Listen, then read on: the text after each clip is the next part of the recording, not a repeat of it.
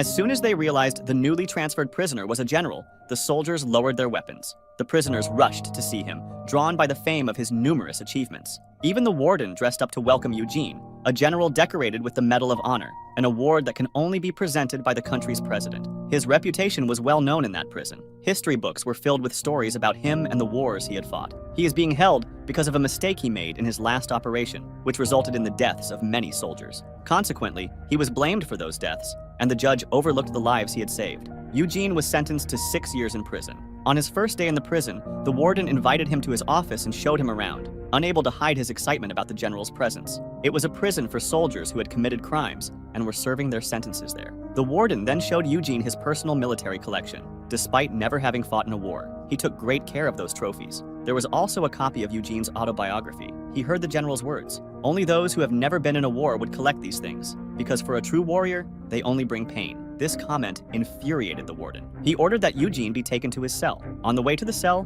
one of the inmates greeted Eugene, an action that further irritated the warden. The next day, the warden gave the inmates a basketball to play with. Soon, 2 inmates started fighting over the ball, and the guards didn't even glance at them. The warden, in his arrogance, reveled in the thrill of manipulating the inmates. He only intervened with soldiers when someone was on the verge of death. He enjoyed watching the chaos unfold within the prison. At lunchtime, the prisoners asked Eugene to use his connections to report the torture the warden had been inflicting on them. Sometimes, even without doing anything wrong, the guards would shoot rubber bullets at the inmates. Determined to help, Eugene resolved to change the situation of torture in the prison.